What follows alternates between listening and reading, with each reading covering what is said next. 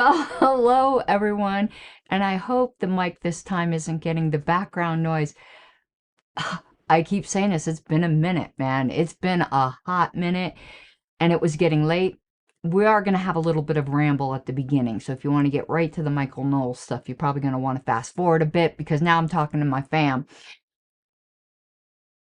So, I said to myself, no matter how late it gets, I am live streaming tonight. I was downstairs. Why am I saying downstairs? I'm in the basement now. If I was downstairs, that would be like the sub-basement. No, I was upstairs, and I've been having problems with my Mac, and it turned out it was Malwarebytes. So if your command space bar isn't bringing up Spotlight Search and you have Malwarebytes installed, you might want to uninstall it, because that worked for me. And Nathan, I am doing well. So we're gonna get to it. And I am freshly pinked, as you can see. But I've got something exciting first. In sponsorship news, as you guys know, I have been promoting Sean Dempsey's books. It's been several years now. He's a friend I have up in New Hampshire, and he's written a lot. And he started out with the children's books. I was last promoting his investors book. I just got this in the mail. I have not been able to read it yet. It's going to be a little bit of time, but now he's into more fiction.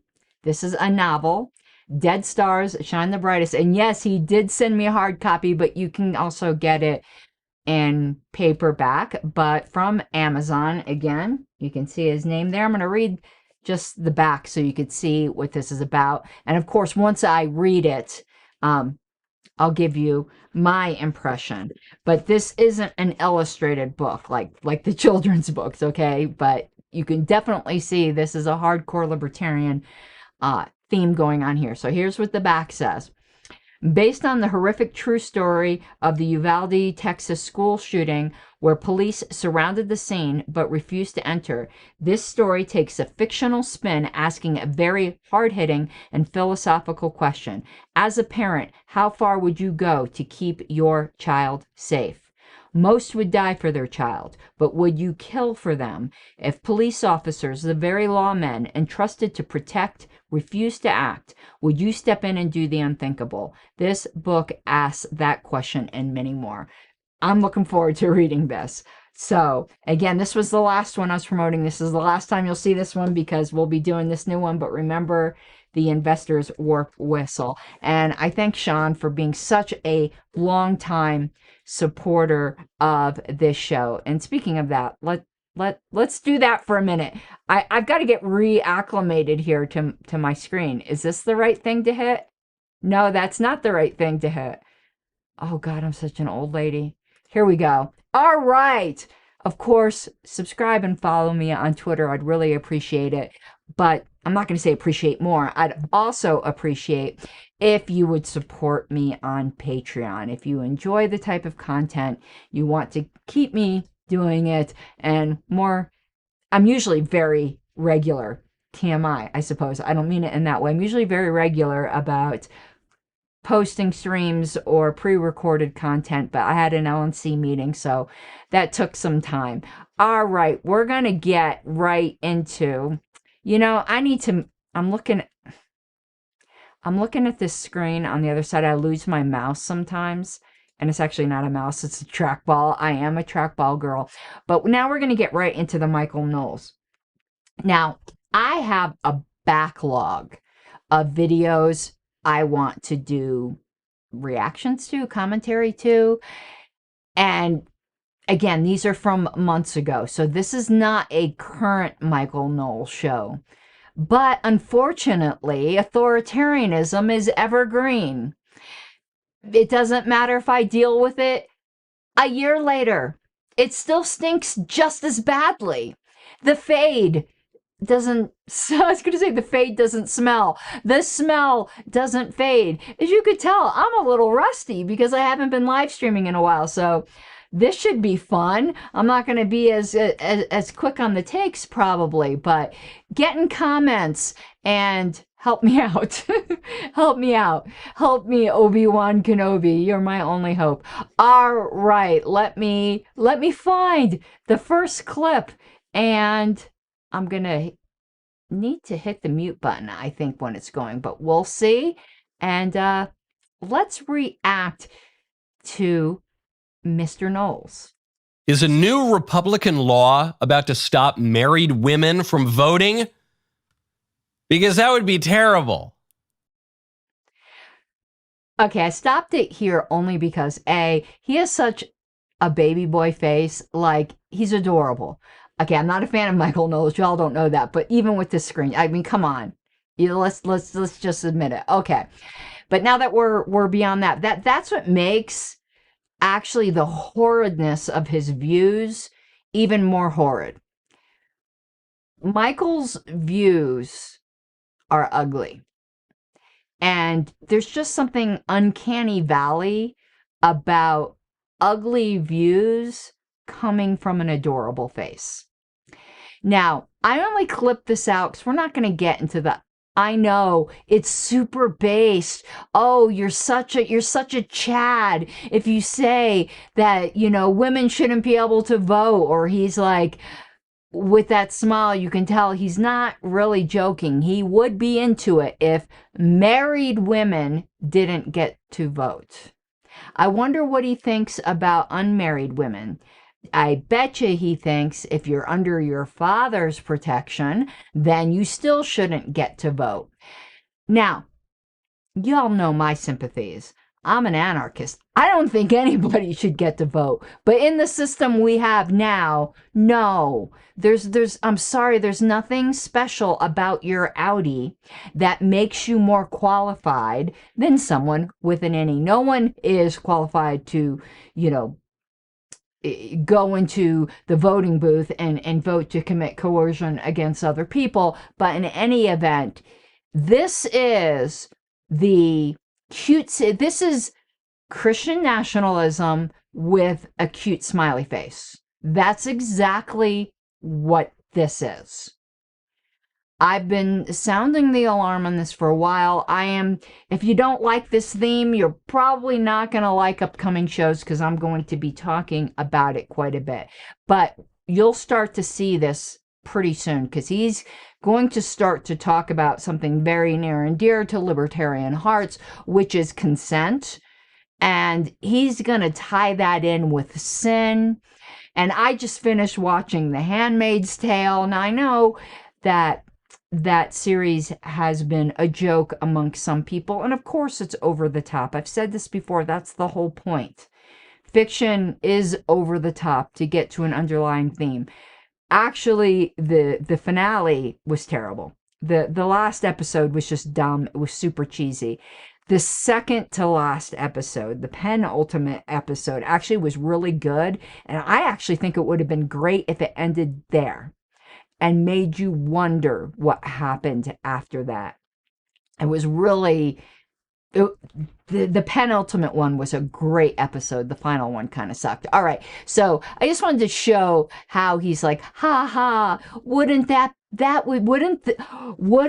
be horrible if married women couldn't vote because, they should just be controlled by their husbands. Okay. Next clip. Because the very notion of consent is problematic, to use a favorite term of the left. The very notion of consent is problematic because when our wills become compromised by ignorance or by vice and giving into temptation, then we can't really consent. Just like Hunter Biden can't really consent to smoking the fifth crack pipe. He's an addict. He's compromised his intellect and his will. Certainly his will, and by engaging in sin, that clouds his intellect. So even the very notion of consent in a society that's convulsed by grave mortal sin all the time is a dubious concept. Notice now, I actually am probably going to do some clips from this. So I'm actually going to go full screen here for a moment. I hope you really, because there might have been some things like on the surface, you might go, oh, I kind of agree with part of that. So consent is problematic. And then he does a Mott. Well, I would say it's like a Mott and Bailey, but he doesn't really retreat. But at first, he gives something that sounds a little bit plausible. An addict's will is compromised by his addiction. But did somebody force the substance into their body to begin with, or did that require an act of will? Now, we could have a very healthy debate on mitigating factors when somebody does something wrong, to what extent they're culpable or were they compromised. But I don't think Michael Knowles would let a murderer off the hook because they lacked the will, the mens rea, to commit the act of murder because they were drunk or because they were an addict. He's just using addiction to get to his larger point, and SkiTube picked up on it with, wow, yes. He basically went on to extrapolate that none of us who aren't righteous, as he would define it within his Catholic worldview, really can consent because we are sin-addled. Do you see what kind of authoritarianism that opens the door to? You heathens, you can't consent. So you need the daddy state to come in and force you to do what is right for you because you are addicted to sin. You are in a sin-addled state, and you can't possibly know what's good or consent or have custodianship over your own body and your own choices. That is what he is saying once you pull the mask off. Behold Christian nationalism. He probably wouldn't even deny that that's what he's promoting. But this is where we're going. Listen, I already know, because I'm gonna have the dumbasses in comments who would be like, okay, grandma with the pink hair, yeah, I'm a badass grandma with pink hair, but I'm not literally a grandma, but I'm old enough to be a grandma, and I'm damn proud of it. Anyway, I was around. Back in the day, I was around for Jerry Falwell's Moral Majority. I've been to this rodeo before. I've seen this movie, and I'm really not too interested in the sequel. Because the sequels usually suck worse than the original. And I can hear the suckage. Listen close. I mean, you can hear the suckage approacheth. But let's continue. This really is a potpourri. We're gonna end up on Greenland at the end here, but consent is problematic. So who gets to decide if you can consent? We do need to stop certain ideas from crossing our border. There's nothing shocking about that, nothing authoritarian. That's just how nations operate.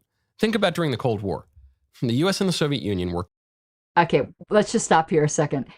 Just because you say nothing authoritative doesn't make it so. It would be like me saying, there's nothing unnatural about this hair color. That doesn't make it so. It still is flaming pink, and you, my dear, are still a flaming authoritarian. So basically now he's justifying, and we see this playing out in real time, he is justifying border control as idea control. That we're now going to filter out people based upon their ideas. Now, yeah, and Ski2 caught that too. He's like, nothing authoritarian about it. That's just how nations operate. That's just like saying, if I steal something from you, well, there's no theft about it. That's just how thieves operate. Oh my goodness. Oh, so when you start saying you're going to screen out from your ideas, you are really getting into 1984 thought crime. But when you pair that with Christian nationalism, so you're a Hindu, huh? We don't really want those Hindu ideas here. You're an atheist, huh? You know, they will start with something that most people will easily swallow because they say they're here to protect you. And I don't like using the F word, not that F word, the fascism word, because I think it gets thrown about far too quickly. But I do think that's what we're heading into. And it's fascism with a smiley face. You know, Dylan Allman on Twitter had a post up today that really made me, think, because I thought about it quite a bit. How did someone as evil as Hitler, now I'm not comparing Michael Knowles to Hitler, we're now just, I'm doing a rabbit trail, just thinking about history and realizing that people are people. So the people who lived in Nazi Germany were people like you and me. And I often like to wonder, like, if you were in that society, what would you do? I've said that also with Southern slavery, where most people would say, oh, if I lived during that time and I lived in the South, I never would have condoned slavery. But the odds are you would have, because that is the culture and the environment. Yes, there would have been a few of us that would have been abolitionists. And I think they probably, but those of us who are libertarians now, who are already bucking the tide, we are the personality type that probably would have been the abolitionists in the South. But just statistically speaking, just take any random person who's a decent person today, and they would have tolerated that. How did the German people tolerate it? Because it's sold as protecting you. It's sold as protectionist populism. It's not sold as authoritarianism. It's not sold as being a dictatorship. It's not sold today. It wouldn't be sold as fascism. Back then, people didn't really know how badly that was going to turn out. But it's sold as for your own good. Now pair that with the consent is problematic, and then him saying, yes, we need to stop certain ideas. Now, why should that be just stopping ideas at the border? How could that not be stopping ideas within the border? And if you've read 1984, the Ministry of Love should come to mind. Anyway, let's continue. Constantly trying to propagandize into each other's country. And we had agencies of the government designed to stop that propaganda from entering into the country. There are plenty of ideas I don't want entering into the country. You want to know what ideas I don't want in this country? Christian nationalism. But you know what? You're allowed to spout your crap. I'm allowed not to like it. That is freedom. But of course, consent is problematic. You know better, don't you, Michael? I mean, when we say that we want to stop radical jihadis from entering into our country, members of ISIS have crossed our border into the country illegally. This is what I was going to get to. So he's going to start with extremists. Obviously, nobody wants radical jihadis, but notice something there. You didn't have to say necessarily radical jihadis. You could have said that at first and then just said people whom we know are going to commit or are likely to commit, or you've got evidence that there's some kind of conspiracy to commit actual violence, no matter the motivation. Whether it's a religious motivation, whether it's for money, whether it's espionage, it doesn't matter. It's the violence. You got to concentrate on the violence part, not the underlying philosophical reason part. Yes, there are people who are motivated to violence because of their Muslim beliefs. Go to Ireland and just look into that. Let's put on the Cranberry song Zombies. And that was Christian motivated violence. There's violence that's motivated by jealousy. There's violence that's motivated by a lot of different things. The problem is the violence, not the thought crime. Okay, we're going to continue. Okay, why do we want to stop that? We want to stop that in part so that they don't commit acts of violence. We also want to stop that because we don't want their ideas spreading. There are ideas that should be excluded. There are ideas that we're opposed to. William F. Buckley Jr., as urbane a conservative as ever there was, famously said on his public... Government shall not... really? So he is arguing for government suppression of speech. If you, like me, are a fan of The Handmaid's Tale, like I said earlier, you should be getting tones of Gilead here. You really should be. This is about as un-American as it comes. And I'm not even like person to invoke the patriotism card here.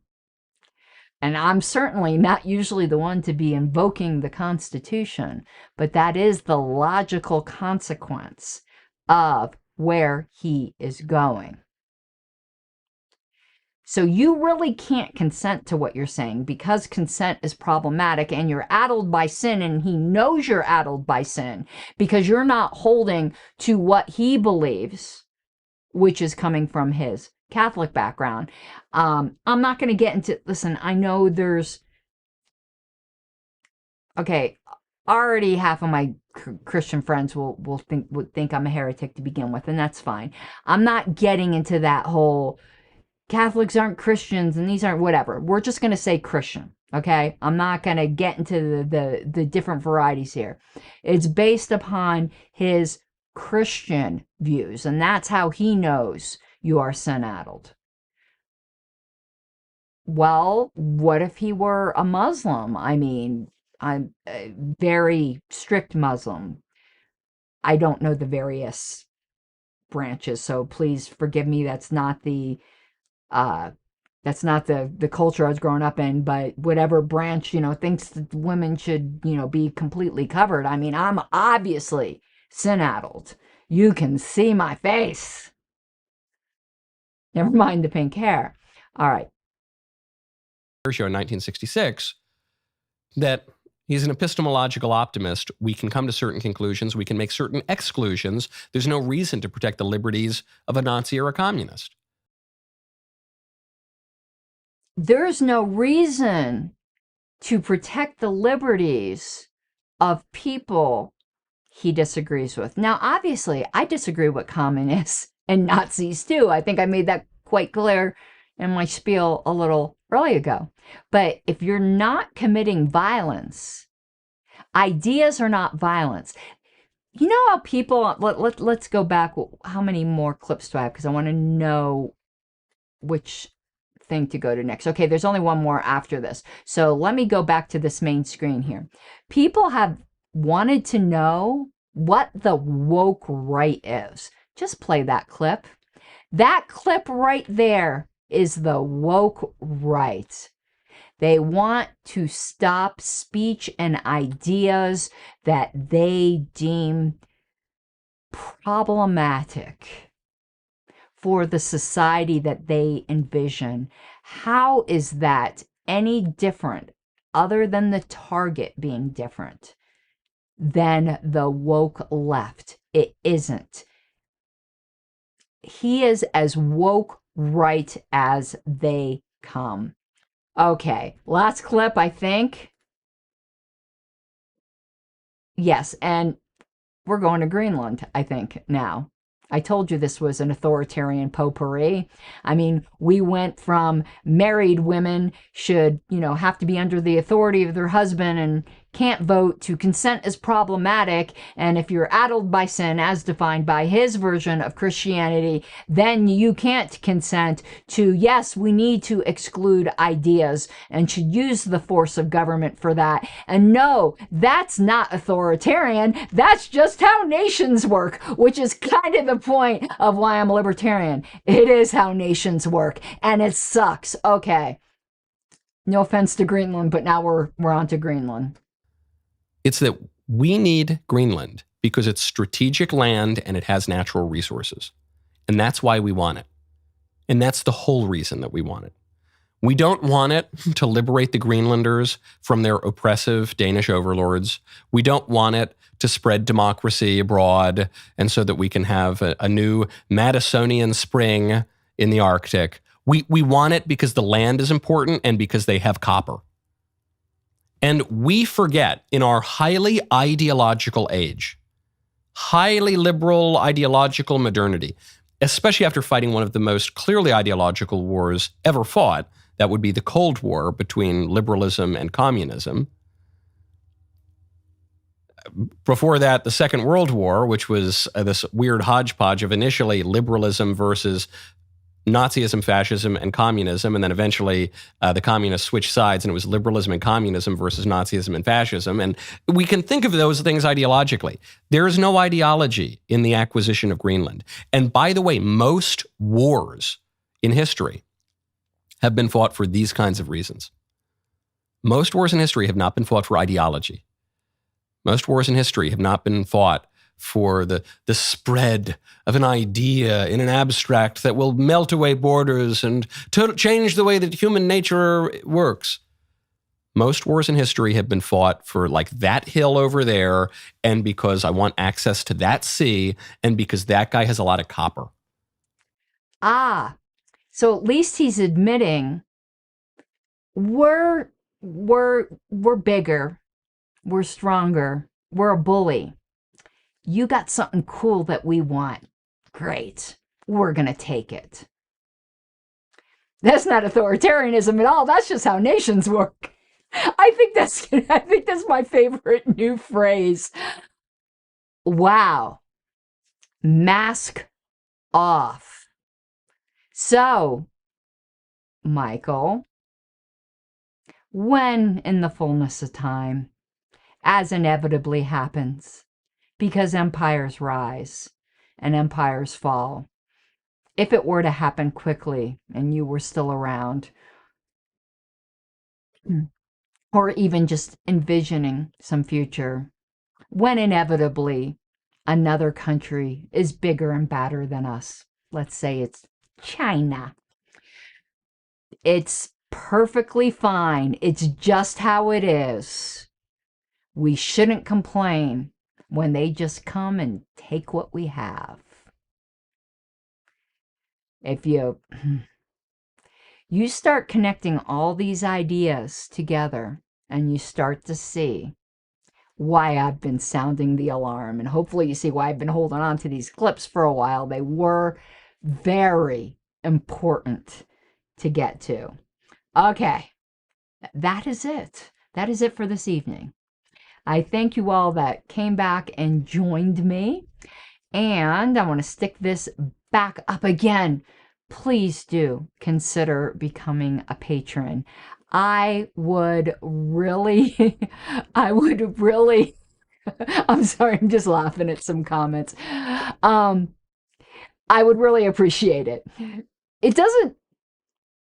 I don't get speechless very often. Okay, so patreon.com/Pink Flame of Liberty. Support the pink-haired grandma, the mouthy pink-haired grandma. Alrighty, so that is it for this evening. Again, I know I'm repeating myself. I do appreciate you joining me. And just in closing, I know it's been also a few weeks since I've done another episode of Pink Parliamentarian. I've got it written. probably going to record it tomorrow. Also Jurassic Dictionary, and I've got a lot more commentary clips lined up.